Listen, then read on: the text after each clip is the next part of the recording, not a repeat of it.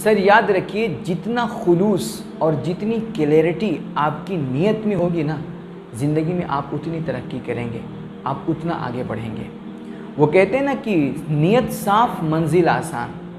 Sir आजकल का मसला ये है कि हमारी आपकी नीयतें साफ़ नहीं हैं, हमारे इरादे चूँकि ख़राब हो गए हैं ना, और जब इरादे ख़राब होते हैं तो फिर मामलात भी ख़राब हो जाया करते हैं, फिर काम भी बिगड़ जाया करते हैं।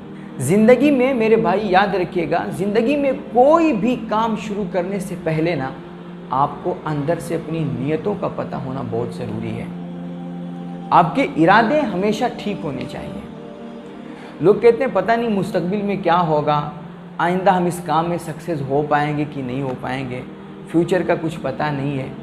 मेरे भाई फ्यूचर का अगर किसी को पता लगाना है ना, तो उसका सबसे आसान तरीका ये है कि आप अपनी नीयत देख लीजिए। सर जितनी खालिस आपकी नीयत होगी, जितने पाक और पाकीज़ा आपके इरादे होंगे, सर उतना रोशन आपका मुस्तकबिल होगा, उतना कामयाब आपका फ्यूचर होगा। मेरे नबी सल्लल्लाहु अलैहि वसल्लम ने क्या इरशाद फरमाया, इन्नमल आमालु बिन्नियात। सब दुनिया का सबसे अहम तरीन और ख़ूबसूरत सबक हुजूर सल्लल्लाहु अलैहि वसल्लम ने हमें आपको दिया है। क्या कि अगर आपकी नीयत ठीक है ना, तो आपके सारे काम चंगे हैं, आपको बिल्कुल टेंशन लेने की ज़रूरत नहीं है। अगर इरादे आपके पाक हैं तो फिर आप कभी फेल नहीं होंगे, आप कभी नाकाम नहीं होंगे। वो महमूद गज़नवी का वाक़या शायद बहुत मशहूर है, तामीर अदब वगैरह में भी लिखे हुए हैं। वो कहते हैं कि एक दफ़ा आप देहातों में सैर के लिए निकले तो देखा कुछ किसान गन्ने बो रहे हैं, गन्नों की बुवाई कर रहे हैं।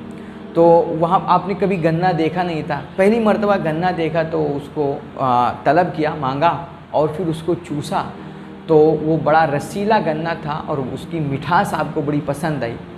तो आपने मन ही मन में इरादा किया कि अब आइंदा साल से हम किसानों के इन गन्नों की खेतों पर भी लगान मुकर्रर करेंगे और इस तरह शाही ख़जाने में कुछ गन्ने जमा हो जाया करेंगे और उसकी आमदनी बढ़ जाएगी। तो जब दिल में उनके लालच पैदा हुई और नीयत ख़राब हुई ना, तो फिर कहते हैं दोबारा दूसरा गन्ना लेकर के जब इन्होंने चूसा तो उस गन्ने का रस ही खुश्क हो चुका था और उसकी मिठास ही ख़त्म हो चुकी थी।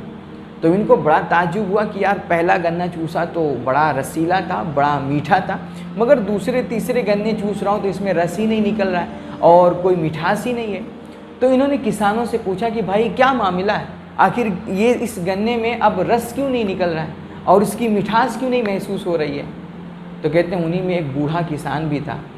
उसने थोड़ी देर तक गौर किया और फिर बोला कि लगता है ये जो गन्ने के रस खुश्क हो गए हैं और इसकी जो मिठास ख़त्म हो गई है, लगता है हमारे बादशाह की नीयत ख़राब हो गई है। अब बादशाह तो आप खुद ही थे, तो आप और आपको अपनी नीयतों का भी पता था, तो आपको फ़ौरन इस बात का एहसास हुआ और आपने मन ही मन में तौबा की कि अब मैं कभी किसानों के इन गरीबों के जो है खेतों पे लगान मुकर्रर नहीं करूँगा, किसी को तकलीफ़ नहीं दूँगा।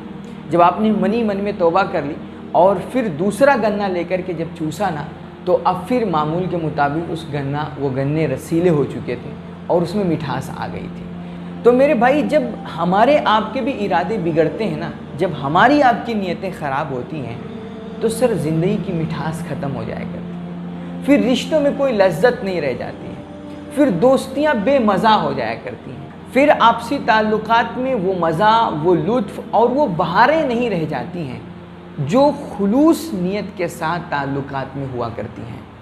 तो मेरे भाई ये घर में बंटवारे क्यों होते हैं, ये भाइयों में झगड़े क्यों होते हैं? सर ये उसी वक्त होते हैं ना जब हम घर के अफराद में से किसी की नीयत जब ख़राब होती है ना, जब इरादे गलत होते हैं ना, तब फिर घर में झगड़े होते हैं, फिर ये ताल्लुकात बिगड़ते हैं, फिर लड़ाइयाँ होती हैं, फिर बंटवारे हुआ करते हैं। तो मेरे भाई ज़िंदगी को अगर आप खुशगवार बनाना चाहते हैं, अपने सारे मामलात को दुरुस्त रखना चाहते हैं और ज़िंदगी का मज़ा लेना चाहते हैं, उसकी मिठास को महसूस करना चाहते हैं, और किसी भी काम में अगर आप कामयाबी चाहते हैं, तो उसके लिए ज़रूरी है कि आप अपनी नीयत साफ़ रखें, आप अपने इरादे अच्छे रखें। मेरे भाई नीयत अगर आपकी साफ़ है ना, इरादे अगर आपके पाक है ना, तो इंशाल्लाह सब खैर होगा, सब अच्छा होगा। बस शर्त है आपके मन में क्लियरिटी होनी चाहिए, आपके दिल में खुलूस होना चाहिए, आपके जज्बात पाक होने चाहिए।